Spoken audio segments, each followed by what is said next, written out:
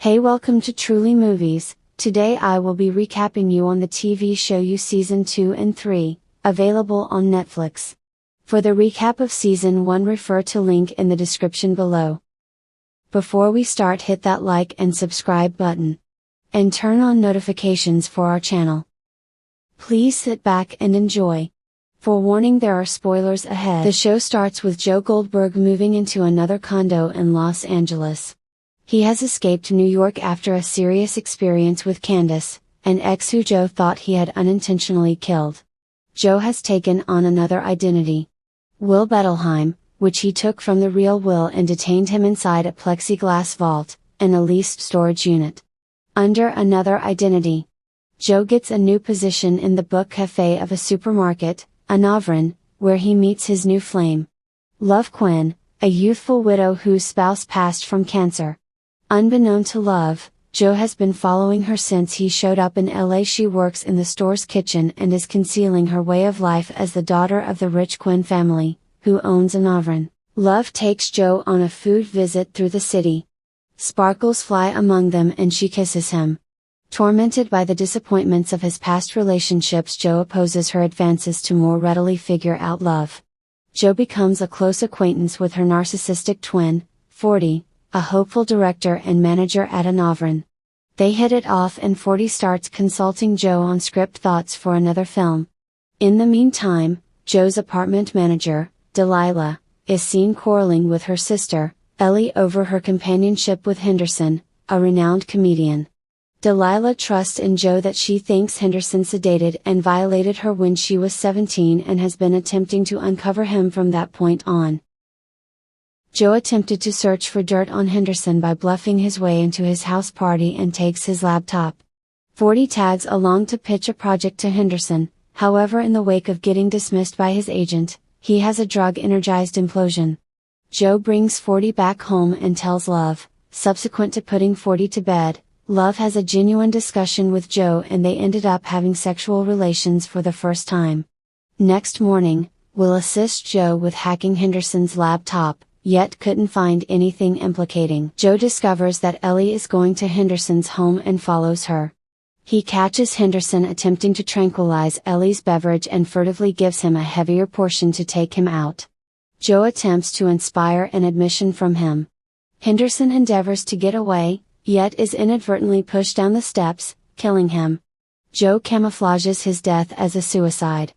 In return for Will's assistance and affirmation that he will keep silent, Joe lets him out of the vault.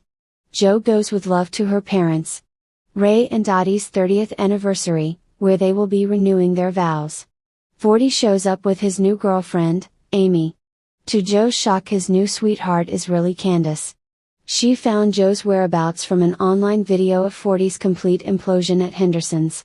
Candace then entices 40 to get near Joe to get revenge on him. During their parents' wedding vows, 40 drugged out his psyche, humiliates himself before everybody. Love trusts in Joe about 40's affair with the family live-in housekeeper when he was 13. The affair ended with her committing suicide, which left 40 profoundly damaged in the wake of sharing a delicate second. Joe and Love admit their adoration for one another. Back at Anavrin, Joe is stunned to discover that Candace has persuaded 40 to adapt Beck's book into a screenplay, a memoir composed by Joe's ex-girlfriend before she was killed by him.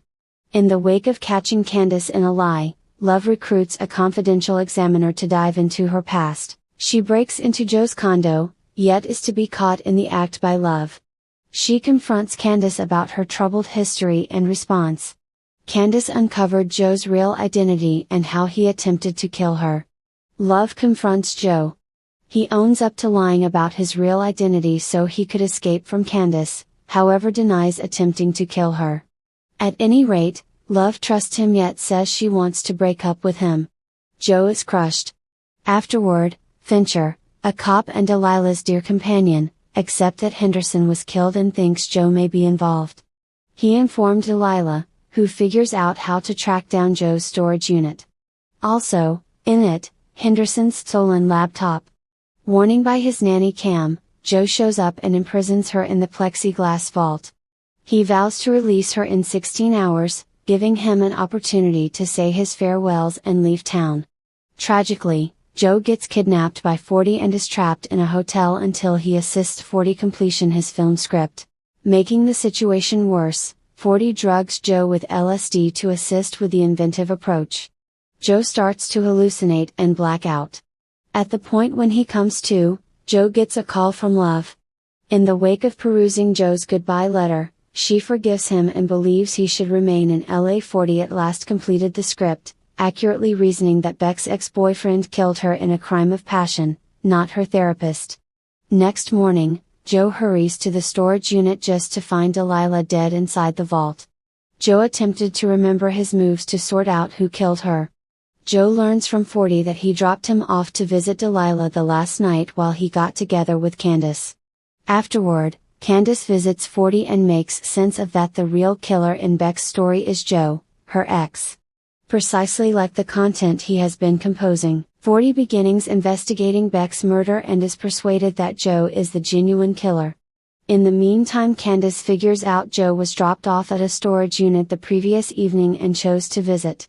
She shows up and finds Joe over Delilah's body in the vault and locks him in. Candace calls Love and shows her the vault to demonstrate that Joe is a killer. Frantic, Joe admits everything that he has done to Love. In a stunning new development, Love kills Candace and admits to Joe that she killed Delilah to protect him.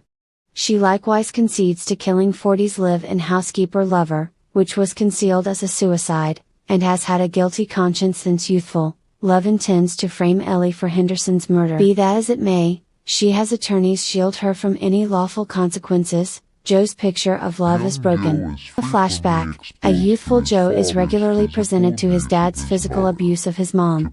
To safeguard her, Joe kills his dad. Therefore, he is taken away from his mom and put in a group home, where he spent a large portion of his high school years. In the present, to save Ellie, Joe attempts to kill Love, however stop after she uncovers that she is pregnant. For the well-being of the child, Joe chooses forgive Love and love her. Afterward, Joe finds Ellie and tells her Delilah isn't returning and sends her away with cash before Child Protective Services come from her. 40, frantic to save his sister, meets Joe at a Novran for a showdown.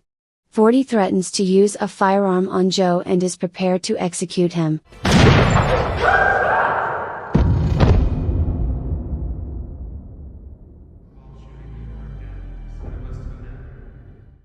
40 gets framed for Henderson's murder.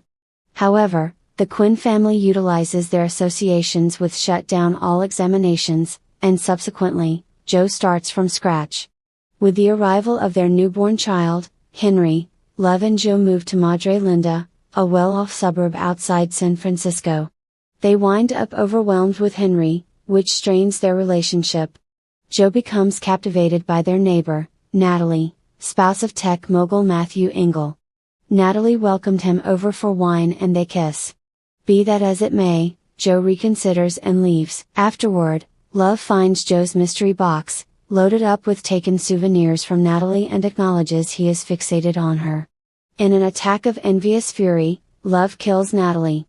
Joe is enraged that she killed once more, however assists her with discarding Natalie's body and makes a persuading plausible excuse for her vanishing. The two then, at that point, accommodate and promises to at absolutely no point ever kill in the future. Love opens a pastry shop, underneath which houses a recently constructed plexiglass vault. Afterward, their child Henry, contracts measles and is hurried to the hospital. Following day, Gil, a neighbor, uncovers to Love that his little girls, whom he won't vaccinate, gave Henry measles. An irritated Love takes him out and secures him in the basement vault, acknowledging they can't release Gil without leverage. Joe and Love look for implicating data against him. Love finds that Gil's son is liable for a new rape case in his school. Feeling liable for his child's way of behaving, Gil ends it all. In the interim, Natalie's vanishing has drawn insignificant media attention. Sherry, an Instagram influencer, puts together a local area search party for her in a woods where her location was last revealed. Joe in love chose to frame Gil for Natalie's demise and plants the deadly weapon with his fingerprints in the woods to be found by Sherry's search party. Joe moves Gil's body to his home and creates a note making sense of that he was having an unsanctioned romance with Natalie, killed her out of envy, and committed suicide out of disgrace. Their arrangement worked and Harmony gets back to Madre Linda. A half year has passed. Joe is presently working in the library, where he befriends Marianne, the librarian, and fosters a fixation for her. Joe starts looking into Marianne's confidential life and finds she is in a custody battle with her ex-husband, Ryan, a local news reporter. One evening, the library's sprinkler framework glitches, and Joe goes through the late evening assisting Marianne with rescuing books from water damage. She drills down into her upsetting high school years spent inside a group home and related with Joe on a personal level. Sparks fly and they kiss passionately. In the interim, Theo, Matthew's stepson, has been flirting with Love, who has dismissed his advances up until this point. Notwithstanding, after a sincere interaction with Theo, Love begins to foster heartfelt affections for him. Theo gets arrested for driving an electric scooter while intoxicated and calls Love to rescue him. He admits his affections for herself and winds up engaging in sexual relations. Afterward, Theo finds that Matthew, unconvinced by Joe's concealment story, has been illicitly keeping an eye on Madre Linda's home to track down Natalie's genuine executioner. Theo cautions Love that Matthew is keeping an eye on them. She sees Joe and recommends that they exploit Theo's love for her to accumulate more data on Matthew's examination. Joe concurs, as this will occupy Love, permitting him to invest more energy with Marianne. To get data for Love, Theo breaks into Matthew's office, however is stunned to find that he is wrongfully accessing security surveillance all over Madre Linda. Matthew discovers Theo in the act and removes him from the house. In the meantime, Love's folks, Dottie and Ray, are getting separated. In her settlement, Dottie loses both Anavrin and her vineyard to Ray. Tipsy and angry, Dottie seizes Henry and torches the grape plantation. As discipline, she is condemned to rehab, and Love prohibits her from seeing Henry once more. While heading to recovery, she trusts in Joe that Love might have killed her first husband, however has no confirmation of it. In a little while, Sherry uncovers that she and her husband, Carrie, are polyamorous and need to have a go at swinging with Love and Joe.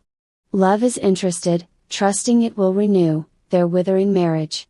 Joe, in any case, consents to the idea since he accepts it will obliterate their marriage. While Joe is engaging in sexual relations with Sherry, Love acknowledges he is fantasizing about another woman and steps out of the room. They get into a heated argument on which Love uproariously declares that she killed Natalie because to Joe. The Conrads heard them and endeavor to get away. After an intense fight, Joe and Love effectively subdues and lock them in the plexiglass vault. Next morning, at Marianne's solicitation, Joe affirms as a person observer for her custody hearing. Tragically, Ryan is companions with the judge and wins guardianship of their daughter. He anticipates taking her to New Jersey with him. Marianne isn't willing to abandon her little girl and chooses to go to New Jersey to be near her. Frantic to keep Marianne in Madre Linda, Joe stalks Ryan to his gym and stabs him to death. In the meantime, Theo slips into Matthew's office and effectively gets a duplicate of the surveillance footage. He dissects the recording and is mortified to see Joe leaving the bakery in Natalie's vehicle. Theo goes to the bakery to illuminate Love, yet all things being equal, finds the basement vault where the Conrads have been detained. Before he could rescue them, Theo is stopped by Love, who takes him out with a fire extinguisher. After Ryan's demise, Marianne presently has full authority of her daughter and makes arrangements to leave Madre Linda with Joe. Unfortunately, Love finds a blood-stained shirt in the laundry and understands that Joe killed Ryan in light of the fact that he is fixated on Marianne. She confronts him at supper and Joe requests a divorce. Love paralyzes Joe with aconite and admits to killing her first husband utilizing a same toxin. She invites Marianne over utilizing Joe's phone, wanting to kill her. Nonetheless, in the wake of seeing her little girl, Love couldn't force herself to make it happen. All things considered, she uncovered Joe for killing Ryan. Marianne is unnerved and leaves the town with her little girl. Love settles that Joe is liable for the disappointment of their marriage and chooses to kill him. Unbeknownst to her, Joe has had some significant awareness of the toxin and took the counteractant in advance. Before Love could kill him, Joe injects her with a deadly portion of aconite, killing her. Subsequent to leaving Henry under the watchful eye of his colleague, Joe organized a murder-suicide, outlining love for every one of the deaths in Madre Linda, even his own. When the shock wears off, and you feel safe jogging in your expensive athleisure again, remember, you can get off the hamster wheel at any time. Harmony gets back to Madre Linda. The Conrads effectively escape the vault and transforms their survivor story into a book.